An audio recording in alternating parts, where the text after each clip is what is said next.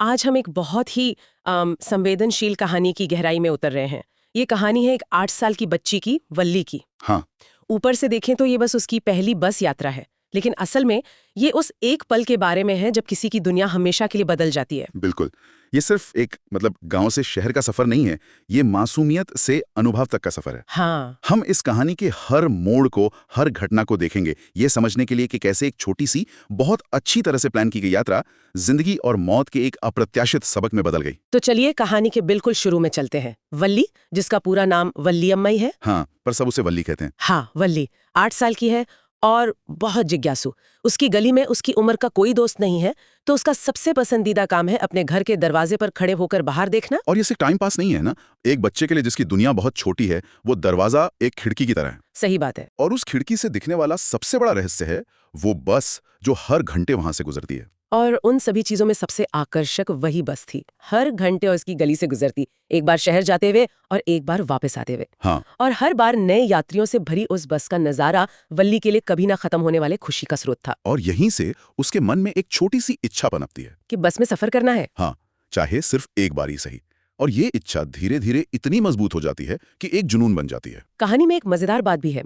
अगर उसका कोई दोस्त बस की सवारी का अनुभव बताता तो वल्ली जलन के मारे सुन नहीं पाती थी। ओह हाँ, वो अंग्रेजी में चिल्लाती थी, प्राउड प्राउड। और न उसे और न ही उसके दोस्तों को इसका मतलब पता था, पर वो इसे असहमति जताने के लिए इस्तेमाल करते थे। यहाँ से शुरू होती है उसकी तैयारी, जो किसी जासूस से कम नहीं थी। बिल्कुल। कई दिनों और महीनों तक वल्ली ने अपने पड़ोसियों और बस में रोज आने जाने वाले लोगों के बीच की बातचीत को ध्यान से सुना, छिप छिप कर, और उसने कुछ छोटे मोटे सवाल भी पूछे। बड़ी होशियारी से। इस तरह उसने बस यात्रा के बारे में कई छोटी छोटी जानकारियां इकट्ठी कर लीं। जैसे कि शहर गांव से 6 मील दूर है, एक तरफ का किराया 30 पैसे है, और शहर तक पहुंचने में 45 मिनट लगते हैं। और अगर वो शहर पहुंचकर अपनी सीट पर ही बैठी रहे और 30 पैसे और दे दे तो वो उसी बस से घर वापस आ सकती है। यहाँ एक बहुत महत्वपूर्ण बात है, जो किराया एक अच्छे कपड़े पहने आदमी के लिए लगभग कुछ भी नहीं था, वही किराया वल्ली के लिए एक बड़ी दौलत थी। सही। इसका मतलब था कि वो दोपहर 1 बजे वाली बस पकड़ सकती है, 1:45 पर शहर पहुंच सकती है और लगभग 2:45 तक घर वापस आ सकती है।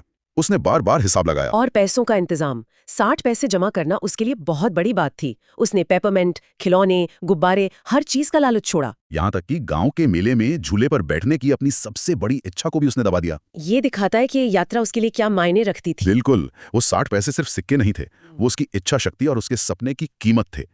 और फिर घर से निकलने का समय भी तय किया, दोपहर में जब उसकी माँ सोती थी। तो आखिरकार वो दिन आ ही गया। वसंत का एक सुहाना दिन था। हाँ। दोपहर की बस गांव से निकलकर मुख्य राजमार्ग की ओर मुड़ने वाली थी कि एक पतली सी आवाज सुनाई दी, बस रोको बस रोको। और एक नन्हा हाथ आदेश देते हुए हवा में उठा। बस धीमी हो जाती है और कंडक्टर दरवाजे से सिर बाहर निकालकर कहता है, जल्दी करो, जिसे भी आना है कहो जल्दी आए। और वली चिल्लाती है, ये मैं हूँ, मुझे ही चढ़ना है। मतलब आत्मविश्वास देखिए, कोई झिझक नहीं, कोई डर नहीं। जैसे वो ये रोज करती हो। बस रुकती है और कंडक्टर मजाक में कहता है, ओ सच में? हाँ। वल्ली कहती है, हाँ मुझे शहर जाना है, और कुछ सिक्के दिखाती है। कंडक्टर हाथ बढ़ाकर मदद करने की कोशिश करता है, लेकिन वल्ली कहती है, रहने दीजिए, मैं खुद चढ़ सकती हूँ। आपको मेरी मदद करने की जरूरत नहीं है। बिल्कुल। कंडक्टर एक मजाकिया इंसान था। वो कहता है, ओह प्लीज मुझसे नाराज मत होइए, मेरी अच्छी मैडम। और फिर सबसे कहता है, सब लोग कृपया एक तरफ हो जाइए, मैडम के लिए रास्ता बनाइए। बस में केवल 6-7 यात्री थे और सब वल्ली को देखकर हंस रहे थे। वल्ली शर्म से लाल हो गई और जल्दी से एक खाली सीट पर जाके बैठ गई। कंडक्टर भी मजाक में शामिल हो गया ना। हाँ, वो मुस्कुराते हुए पूछता है, क्या अब हम चल सकते हैं मैडम? फिर वो 2 बार सीटी बजाता है और बस आगे बढ़ जाती है। बस एकदम नहीं थी, बाहर से चमकदार सफेद रंग, उस पर हरी धारियां। अंदर ऊपर लगे डंडे चांदी की तरह चमक रहे थे। सीटें नरम और आरामदायक थीं।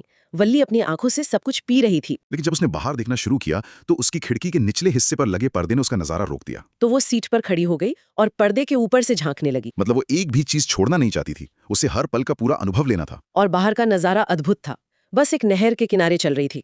एक तरफ नहर, ताड़ के पेड़, घास के मैदान, दूर के पहाड़ और नीला आसमान। और दूसरी तरफ एक गहरी खाई और फिर मीलों तक हरे भरे खेत।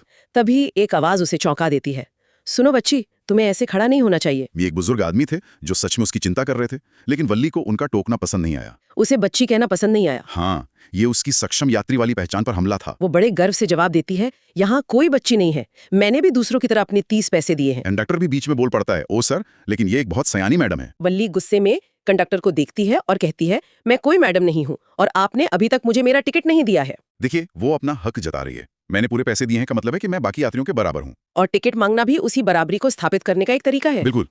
थोड़ी देर बाद एक बुजुर्ग महिला आकर उसके बगल में बैठ जाती है। वल्ली को वो महिला बिल्कुल घृणित लगती है। हाँ, मतलब उनके कानों में बड़े बड़े छेद, भद्दे झुमके और वो पांचा बारी थी। हाँ, और पान की गंध। वो महिला उससे पूछती है कि क्या वो अकेली है, कहाँ जा रही है। और वल्ली का जवाब बहुत संक्षिप्त और रूखा होता है। वो कहती है, हाँ, मैं अकेली यात्रा कर रही हूँ और आपको मेरे बारे में चिंता करने की जरूरत नहीं है, मैं अपना ख्याल रख सकती हूँ। और इसके बाद वो अपना चेहरा खिड़की की ओर घुमाकर बाहर दिखने लगती है। हाँ, वो अपनी इस यात्रा में किसी भी तरह का दखल बर्दाश्त करने को तैयार नहीं है। और तभी अचानक वल्ली ने खुशी से तालियां बजाएं। हाँ, एक जवान गाय अपनी पूंछ हवा में उठाए सड़क के ठीक बीच में बस के ठीक सामने तेजी से दौड़ रही थी। ड्राइवर बार बार हॉर्न बजाता है, लेकिन जानवर जितना डरता उतनी ही तेजी से भागता, वो भी हमेशा बस के ठीक सामने। ये वल्ली के लिए बहुत मजेदार था।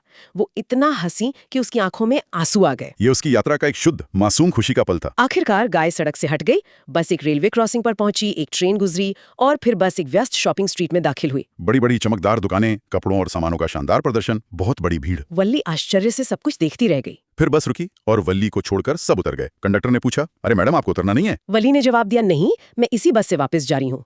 उसने जेब से और 30 पैसे निकाले और कंडक्टर को दे दिए। कंडक्टर हैरान था। उसने पूछा कि क्या वो अकेले बाहर घूमने से डरती है? तो वल्ली ने कहा, हाँ, मुझे बहुत डर लगेगा। कंडक्टर ने उसे कोल्ड ड्रिंक पिलाने की पेशकश की, ये कहते हुए कि पैसे वो दे देगा। लेकिन वल्ली ने दृढ़ता से मना कर दिया। नहीं नहीं, उसने दृढ़ता से कहा, प्लीज नहीं। ये उसकी परिपक्वता दिखाता है ना। वो अपनी योजना की सीमाओं को जानती है और उससे बाहर एक कदम भी नहीं रखना चाहती। बिल्कुल, वो किसी का एहसान नहीं लेना चाहती, क्योंकि उससे उसका बराबर का यात्री होने का दर्जा कम हो जाता। तो वापसी की यात्रा शुरू होती है। वल्ली को फिर से वही अद्भुत नजारे दिखते हैं और वो उसी उत्साह से उनका स्वागत करती है। लेकिन अचानक हाँ, अचानक वो सड़क किनारे एक जवान गाय को मरा हुआ देखती है। ये वही गाय थी जो शहर जाते समय बस के आगे दौड़ रही थी। कंडक्टर सिर हिलाकर पुष्टि करता है और वल्ली दुख से भर जाती है। ये कहानी का सबसे महत्वपूर्ण मोड़ है। हाँ, जो कुछ देर पहले एक प्यारा सुंदर प्राणी था, अब अचानक अपना आकर्षण और जीवन खो चुका था और बहुत भयानक लग रहा था। उसका वर्णन बहुत साफ है। पैर फैले हुए, उसकी बेजान आंखों में एक स्थिर घूर, चारों ओर खून। मृत गाय की याद उसके दिमाग में बस गई, जिससे उसका सारा उत्साह ठंडा पड़ गया। अब वो खिड़की से बाहर नहीं देखना चाहती थी। वो अपनी सीट से चिपक कर बैठ गई। अगर हम इसे बड़ी तस्वीर से जोड़ के देखें तो ये बस यात्रा जीवन का ही एक छोटा रूप है। सही। इसमें खुशी है, आश्चर्य है, रोमांच है और फिर अचानक एक अकथनीय दुख है। मौत के बारे में जानना और उसे महसूस करने के बीच का जो अंतर है, वल्ली ने उसे उस क्षण में अनुभव किया। शाम 3:40 पर बस उसके गांव पहुंचती है। वो उतरती है, कंडक्टर से कहती है, अच्छा सर, उम्मीद है कि आपसे फिर मिलेंगे, और सीधे घर की ओर दौड़ जाती है। घर में उसकी माँ और चाची बातें कर रही होती हैं। और अब कहानी का अंतिम और सबसे गहरा हिस्सा आता है। वल्ली की माँ कह रही होती हैं, हमारे बीच और बाहर की दुनिया में कितनी सारी चीजें हैं। हम हर चीज के बारे में कैसे जान सकते हैं, और जब हम किसी चीज के बारे में जानते भी हैं तो भी हम उसे पूरी तरह से समझ नहीं पाते हैं ना। इस पर वल्ली आह भरते हुए कहती है, ओह हाँ।